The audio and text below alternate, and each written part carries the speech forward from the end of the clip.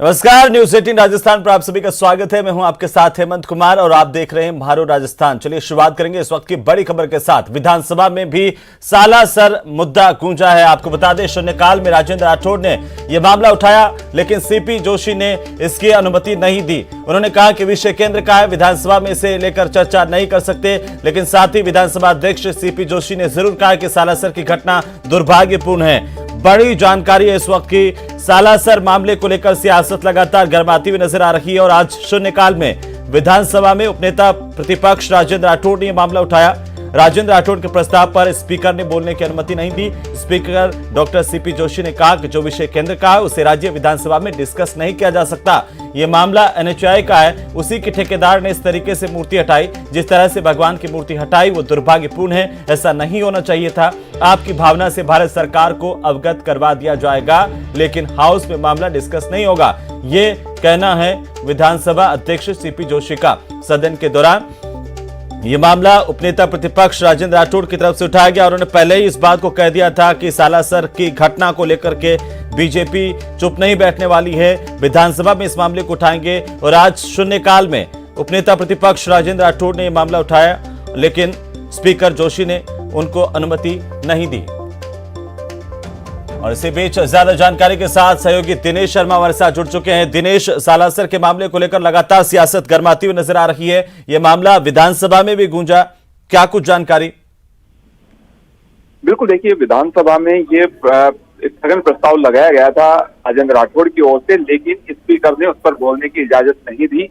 Speaker ने कहा कि ये मामला एनएचआई से जुड़ा हुआ है, यानी भारत सरकार से जुड़ा हुआ ये मामला है। तो अगर केंद्र सरकार से जुड़ा हुआ मामला है तो उस पर राज्य विधानसभा में चर्चा नहीं की जा सकती। लेकिन स्पीकर ने यह भी कहा कि जिस तरीके से मूर्तियां हटाई गई वो बहुत ही दुर्भाग्यपूर्ण है और सदन की जो भावनाएं हैं और उपनेता प्रतिपक्ष की जो भावना है उससे भारत सरकार को अवगत करवा दिया जाएगा। लेकिन हाउस में इस मामले को लेकर डिस्कस नहीं होगा। तो हाउस में जो है वो उस मामले को लेकर डिस्कस नहीं हुआ और स्थगन प्रस्ताव जो लगाया गया था राजेंद्र राठौड़ की ओर से, उस पर स्पीकर ने बोलने की अनुमति नहीं दी। लेकिन सदन के बाहर की अगर बात करें तो इस मामले को लेकर सियासत गरमाई हुई है। आज पक्ष और विपक्ष दोनों ओर से जो है इस मामले को लेकर वार पलटवार देखने को मिले। विपक्ष ने जो है वो सीधे तौर पर जो है घेरने का प्रयास कर रहा है विपक्ष इस मामले को लेकर राज्य सरकार को। और ये कहा जा रहा है कि ये हिंदू धर्म की भावनाओं को चोट पहुंचाने का। लेकिन दिनेश, क्योंकि जैसे देखिए बीजेपी की आक्रामकता इस पूरे मामले पर बढ़ती हुई नजर आई, तो कांग्रेस के खेमे से भी पलटवार हुआ है और आज संयम लोढ़ा की तरफ से ये कहा गया कि ये मामला तो एनएचआई का है, एनएचआई ने इसे लेकर के नोटिस जारी किया था, एनएचआई ने ही इस पूरे 100 किलोमीटर के राजमार्ग को मंजूरी दी है, नेशनल हाईवे का मामला है। ऐसे में क्या इस पर और ज्यादा गर्माता हुआ नजर आएगा? इस पर लगातार नजर बनाए हुए हैं। सीधे लिए चलते हैं विधानसभा, जहां पर राजेंद्र राठौड़ क्या कुछ कह रहे हैं वो सुन लेते हैं। आरी के अंदर आए तो महोदय 28,041 हो गया। एक्चुअल जब अब देख रहे हैं तो 36,371। क्या अर्थ रहा बी का जब एक्चुअल्स में आए? 2020-21 में 12,368 का बी लेकर आए और आरी के अंदर सीधा 41,721 और एक्चुअल में 44,001। क्या है सभापति जी खेल? और 2022-23 में आप 23,448 लेकर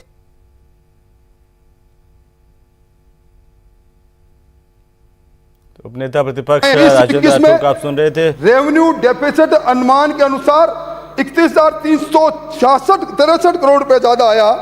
और इसी तरह आपका ये जो फिजिकल डेफिसिट है, net borrowing plus budget deficit, मतलब ये एक ऐसा आंकड़ा है सभापति महोदय जो राज्य की सारी आर्थिक स्थिति को बता देता है।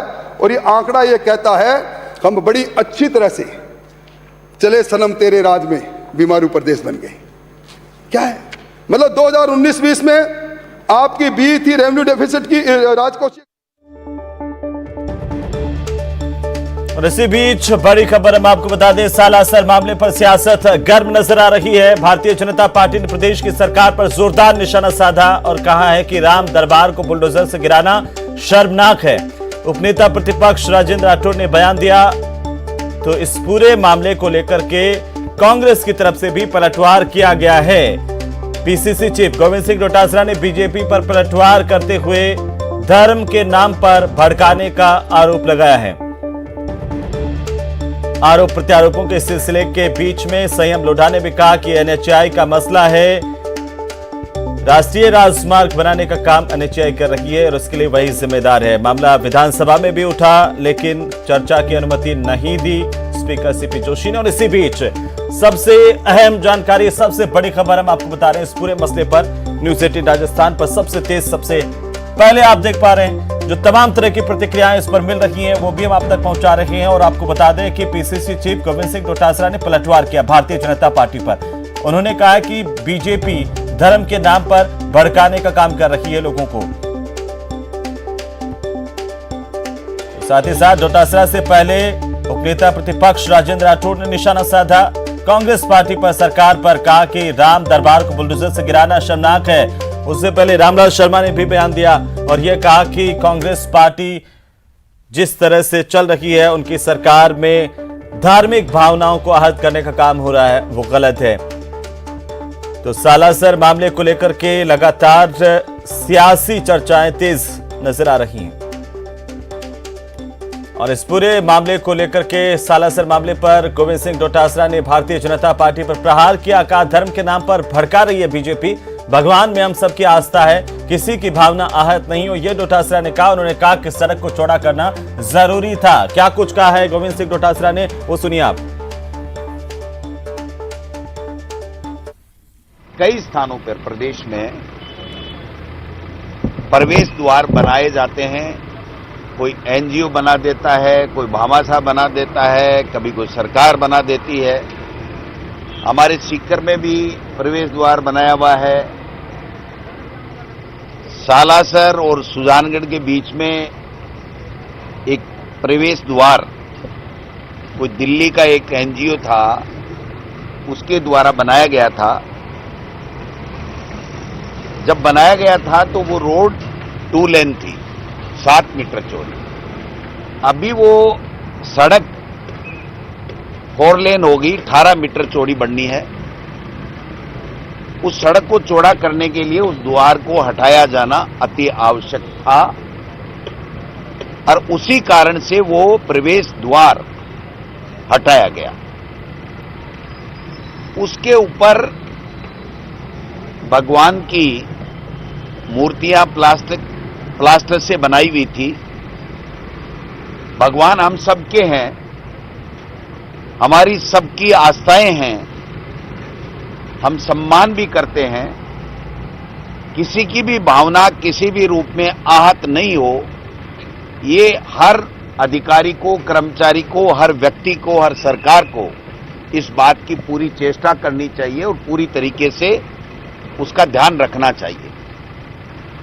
जो सालासर और सुजानगढ़ के बीच में जो गेट था, उसको जो तथ्य हमने जुटाए हैं वो तथ्य इस प्रकार से हैं कि 2 लेन से 4 लेन बनाने के लिए उस गेट को हटाया गया और चूंकि गेट के ऊपर जो भगवान की मूर्तियां थी वो पत्थर की प्राण प्रतिष्ठा करके नहीं स्थापित की गई थी।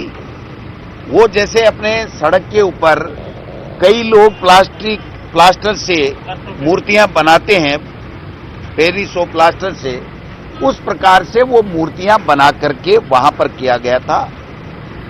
फिर भी मैं ये मानता हूं कि किसी भी व्यक्ति की धार्मिक भावनाओं को आहत नहीं पहुंचे, इसके लिए उनको और ज्यादा एहतियात बरतना चाहिए था। लेकिन मैं साथ में भारतीय जनता पार्टी के उन तमाम राजस्थान के और हिंदुस्तान के नेताओं को कहना चाहता हूं कि आपका केवल एक ही काम रह गया कि लोगों को धर्म के आधार पर बांटो, धार्मिक भावनाओं को भड़काने का काम करो, आग लगाने का काम करो। इस मामले में जो मेरे पास पुख्ता सबूत हैं कि हमारे प्रदेश अध्यक्ष बीजेपी के, उनका और भारतीय जनता पार्टी के कई नेताओं का सालासर पुजारी परिवार के पास में टेलीफोन जा रहे हैं और वो ये कह रहे हैं कि आंदोलन कीजिए, भारतीय जनता पार्टी इसको उग्र रूप देना चाहती है। मैं उनसे पूछना चाहता हूं कि जब वसुंधरा राजे जी राजस्थान की मुख्यमंत्री थी, तो तब यहां पर मेट्रो का जब काम चला तो 300 से ज्यादा मंदिर, और वो मंदिर जिनमें भगवान की मूर्तियां प्राण प्रतिष्ठा करके और स्थापित की गई थी विधि विधान से,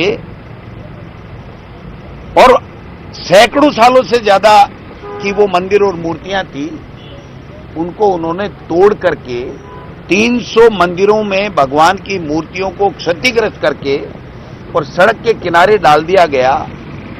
और आप सबने देखा होगा कि आरएसएस ने उस समय इनकी सब बीजेपी के नेताओं की क्लास लगाई थी। 3 मंत्री और यहां का प्रदेश अध्यक्ष होते हुए भगवान की प्राण प्रतिष्ठा के आधार पर स्थापित की गई मूर्तियों को क्यों तोड़ा गया? इनके पास कोई जवाब था? उस मामले को जिस प्रकार से ये राजनीतिक रंग देना चाहते हैं अपने आने वाले चुनाव में वोट बैंक के लिए, और जो इनकी एक शैली बन गई है कि इनको तो हिंदू मुस्लिम करना है, हिंदुस्तान पाकिस्तान करना है, इनको जय श्री राम और दूसरी बात करके और लोगों की भावनाओं को भड़का करके वोट लेने की आदत पड़ गई। इनको ये बात करने के लिए समय नहीं है कि 8 साल से मोदी सरकार केंद्र में है, कितने लोगों को रोजगार दिया। इनको ये बात करने के लिए समय नहीं है कि किसानों के साथ में 3 काले कानून ला करके 15 महीने तक उन्होंने जो भगवान राम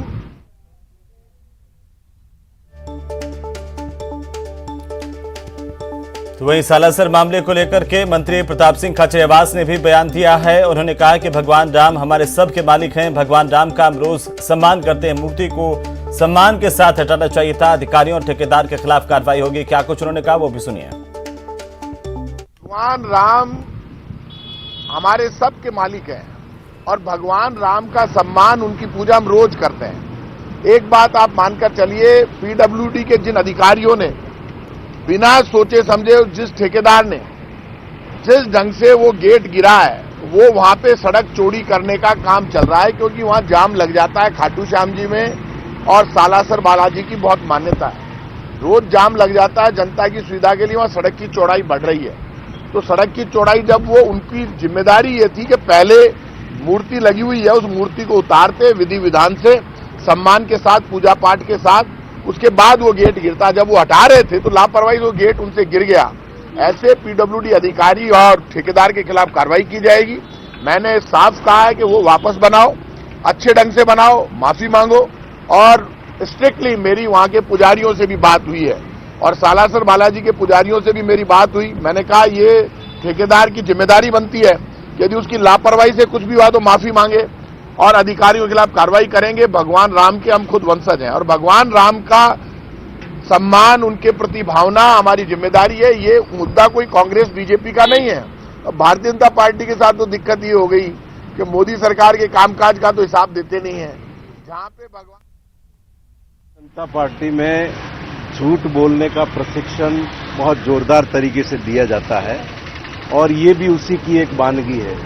जिस घटना का दोषारोपण राजस्थान की सरकार के मत्थे किया जा रहा है, वो एनएचआई उसका निर्माण कर रही है और ये 100 किलोमीटर का सड़क एनएचआई ने मंजूर किया है। उन्हीं का काम चल रहा है और उसी के ठेकेदार ने ये तोड़फोड़ की है और ये सारा काम भारतीय जनता पार्टी, नरेंद्र मोदी और नितिन गडकरी की सरकार ने किया। मैंने प्रूफ अभी प्रेस को दे दिए हैं। इसका जो आदेश स्वीकृति हुई है, प्रेस का आदेश है, वो दे दिया है। और आप जानते हैं कि एनएचआई की सड़क पर राजस्थान की सरकार का कोई लेना देना नहीं होता। केवल और सिर्फ केवल एनएचआई करा रही है। इसके ऑर्डर की कॉपी मैंने आपको दे दी। ये उनका प्रोजेक्ट है, उन्होंने ही ये लेन मंजूर किया है। किस जगह पर कितना चौड़ा होगा ये उनके प्रोजेक्ट में मंजूर है। एनएचआई ने जब प्रोजेक्ट मंजूर किया तब गडकरी साहब को ये देखना चाहिए था कि वो क्या क्या तोड़ने जा रहे हैं। ये क्या, आपको याद होगा यहाँ यूनुस खान जब मंत्री थे, खुद के घर के अंदर उन्होंने शिव जी का मंदिर तोड़ दिया था। तो वहीं सुजानगढ़ विधायक मनोज मेघवाल ने प्रेस नोट जारी कर कहा है कि सुजानगढ़ का प्रवेश द्वार प्रकरण में सरकार जांच करवाकर दोषियों के खिलाफ आवश्यक कार्रवाई करेगी। विधायक ने कहा है कि इस संबंध में सार्वजनिक निर्माण विभाग के अधिकारियों की ओर से सार्वजनिक तौर पर माफी भी मांगी गई है।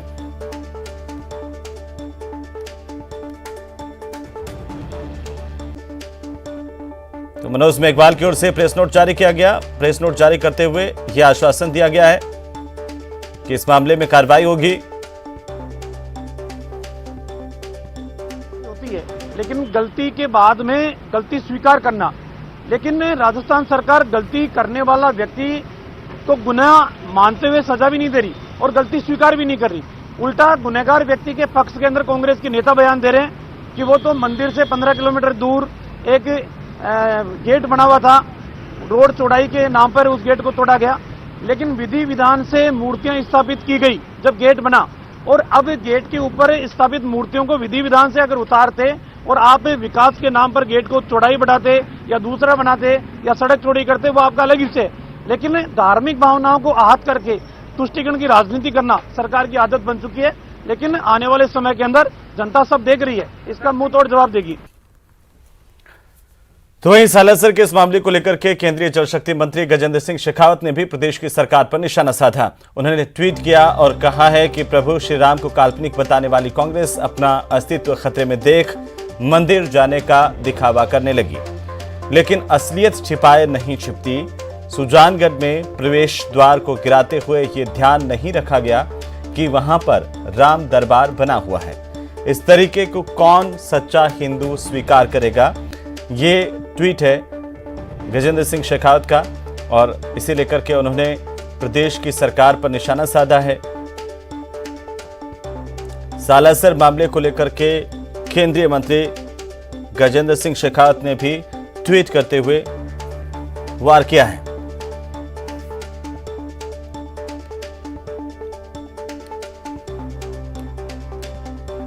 तो चूरू के सालासर मामले में बीजेपी आईटी सेल के इंचार्ज अमित मालवीय ने कांग्रेस की सरकार पर निशाना साधा और ट्वीट करते हुए ये लिखा है कि सुजानगढ़ में गहलोत सरकार की निशाचरी करतूत। अंधेरी रात में भगवान राम और उनके दरबार की मूर्तियों पर गहलोत सरकार ने चलाया बुलडोजर। गहलोत जी नहीं भूलेंगे हम, ये लिखा है अमित मालवीय ने। Bharatiya Janata party IT cell के संयोजक अमित मालवीय ने भी ट्वीट के जरिए सीधा निशाना साधा गहलोत सरकार पर वार किया और ये कहा है कि गहलोत सरकार ने जो बुलडोजर चलाया है उसे हम भूलेंगे नहीं। उन्होंने आरोप लगाया कि अंधेरी रात में भगवान राम और उनके दरबार की मूर्तियों पर गहलोत सरकार ने बुलडोजर चलाया। ट्वीट करते हुए ये आरोप अमित मालवीय ने लगाए हैं। अमित मालवीय का ट्वीट आपकी टीवी स्क्रीन पर हम दिखा रहे हैं। तो वहीं जयपुर के सालासर बालाजी के तोरण द्वार को तोड़ने के मामले को लेकर पूर्व मुख्यमंत्री वसुंधरा राजे ने भी ट्वीट किया। वसुंधरा राजे ने ट्विटर पर लिखा है कि विकास के बहाने सालासर बालाजी के तोरण द्वार को तोड़ना और राम दरबार को ध्वस्त करना बेहद दुर्भाग्यपूर्ण और निंदनीय है। क्या कांग्रेस सरकार का ये ही विकास है? ये पूछा है वसुंधरा राजे ने। आरोप कांग्रेस पार्टी पर ये लगाए हैं कि कांग्रेस सरकार की ओर से ये सालासर बालाजी तोरण द्वार को तोड़ा गया और राम दरबार को ध्वस्त किया गया। उन्होंने लिखा कि यह बेहद दुर्भाग्यपूर्ण और निंदनीय है। क्या कांग्रेस सरकार का यही विकास है? ये पूछा है वसुंधरा राजे ने। तो लगातार एक के बाद एक भारतीय जनता पार्टी के नेता हमलावर हैं इस पूरे मामले को लेकर के। कांग्रेस सरकार पर, गहलोत सरकार पर हमला बोल रहे हैं। सालासर मामले पर वासुदेव देवनानी का भी बयान आया है। उन्होंने कहा कि हिंदुओं की भावनाओं का अपमान किया गया। औरंगजेब ने भी इस तरह के अत्याचार नहीं किया। अशोक गहलोत सरकार हिंदू विरोधी है, ये कहना है वासुदेव देवनानी का। क्या कुछ का वो सुनिए। बिल्कुल, उस समय भी हमने हमारी बात कही थी, लेकिन मंदिर को दूसरी जगह शिफ्ट करने की बात थी। इन्होंने तो रात के अंधेरे में जिस प्रकार से गेट को गिराया और बहाना ये किया कि सड़क चौड़ी करनी है, तो जरा राम की जो ऊपर मूर्तियां लगी थी, राम की, लक्ष्मण की, जो भी, उसको ससम्मान वहां से उठा करके एक प्रॉपर स्थान पर रखते, उसके बाद सड़क चौड़ी की बात करते, जनता से करते, वहां के जनप्रतिनिधियों से करते, तो कोई समाधान होता। ये रात के अंधेरे में, तो इस प्रकार मैं समझता हूँ ये तो औरंगजेब भी इस तरह की घटनाएं नहीं घटित करता था। वह भी दिन में कभी करता होगा, लेकिन रात के अंधेरे में तो औरंगजेब ने भी इस तरह के अत्याचार और इस तरह की। सालासर में जो कुछ वो द्वार जो बना हुआ था, श्रद्धालुओं ने बड़ी श्रद्धा से उसको बनाया था और उसके ऊपर मूर्तियां भी लगी थी। सरकार को यदि किसी कारण से उसको तोड़ना था, पहली बात तो तोड़ना ही नहीं चाहिए था, तोड़ना भी था तो उन मूर्तियों को पहले सम्मानजनक स्थिति में कहीं रखवा के और विधि विधान से फिर उसको तोड़ने की कार्रवाई करनी चाहिए थी। ये कार्रवाई करके इस सत्तारूढ़ कांग्रेस पार्टी ने सिद्ध कर दिया कि उनको न तो हिंदुओं की भावना की कोई चिंता है, न उनको हिंदू परंपरा की कोई जानकारी है। ये बहुत शर्मनाक है और निंदनीय है और हम लोग इसका पुरजोर विरोध करेंगे। हाउस में आज हाउस में बिल्कुल ये मुद्दा जोर शोर से उठेगा और आगे भी हम सड़क पर भी विरोध करेंगे इसका। तो वहीं राजधानी जयपुर में धरने पर बैठे हाईकोर्ट के वकील, आपको बता दें कि 2 नाबालिग बच्चों के गायब होने से ये वकील नाराज हैं। हाईकोर्ट के बाहर सड़क पर धरना दे रहे हैं वकील। बड़ी खबर है इस वक्त की, बड़ी और अहम जानकारी हम आपको बता रहे हैं। कोर्ट के गेट संख्या 3 से 4 के बीच मुख्य सड़क पर इन वकीलों ने टेंट गाड़ दिया है। वकील अवधेश कुमार पुरोहित की 2 बेटियों को बरामद करने की मांग कर रहे हैं। दोनों नाबालिग बेटियां 3 फरवरी से गायब बताई जा रही हैं। पुलिस को आज 2 बजे तक का अल्टीमेटम वकीलों की तरफ से दिया गया है। मासूमों को बरामद करने की मांग की जा रही है और ऐसी स्थिति अगर मासूमों की बरामदगी नहीं होती है तब तक ये धरना जारी रहेगा, ये वकीलों का कहना है। ये बड़ी खबर राजधानी जयपुर से। जयपुर में वकीलों ने धरना शुरू कर दिया है। 2 नाबालिग बच्चों के गायब होने से नाराज एक वकील की 2 बेटियां हैं जो गायब हैं और इसे लेकर के पुलिस से लगातार मांग की जा रही है कि इन बेटियों को बरामद किया जाए, गायब बच्चों का पता लगाया जाए। इसी मांग को लेकर के ये वकील धरने पर बैठ गए हैं। बड़ी और अहम जानकारी इस वक्त की हम आपको बता रहे हैं। राजधानी जयपुर से बड़ी खबर है। हाईकोर्ट के वकील 2 नाबालिग बच्चियों के गायब होने से नाराज हैं और इसी को लेकर हाईकोर्ट के बाहर धरना दे रहे हैं सड़क पर। कोर्ट के गेट संख्या 3 से 4 के बीच ये वकील मुख्य सड़क पर टेंट गाड़ करके बैठ गए हैं। वकील अवधेश पुरोहित की ये 2 बेटियां बताई जा रही हैं जो गायब हैं और इन्हीं की बरामदगी की मांग इन वकीलों की तरफ से की जा रही है। तो ये बेटियां 3 फरवरी से गायब बताई जा रही हैं। उसके बाद एक लंबा समय गुजर गया, इन बेटियों का कोई सुराग नहीं लग पाया है, कोई अता पता नहीं लग पाया और इसी से नाराज वकीलों ने आज आखिरकार धरना शुरू कर दिया है। पुलिस से मांग की है कि आज 2 बजे तक इन मासूमों का पता लगाएं। अगर ऐसा नहीं होता है तो उनका धरना लगातार जारी रहेगा। ये तस्वीरें हम आपको दिखा रहे हैं, राजधानी जयपुर की तस्वीरें जहां पर हाईकोर्ट के वकील धरने पर हैं। ज्यादा जानकारी के साथ सहयोगी सचिन हमारे साथ जुड़ चुके हैं। सचिन, आखिरकार एक लंबा समय इन बच्चियों को गायब हुए हो गया है, क्या वकीलों का आज कहना है? भुवनेश जी को दिखा देना।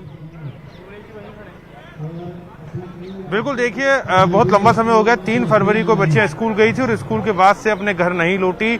उसके बाद से लगातार राजस्थान हाईकोर्ट पुलिस को आदेश दे चुका है कि बच्चियों को बरामद किया जाए। पुलिस बच्चियों को जो है लखनऊ तक उनकी लास्ट लोकेशन ट्रेस कर चुकी है, लेकिन लखनऊ के बाद बच्चियां कहां चली गई इसका किसी को पता नहीं है।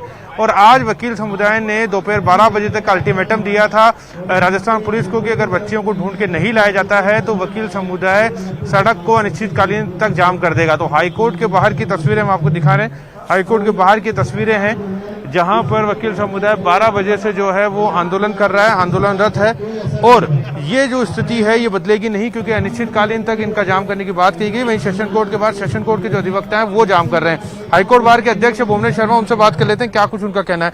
सर, आपने धरना देना शुरू कर दिया है, क्या आपकी मांगे हैं और कब तक आप धरने पर रहेंगे?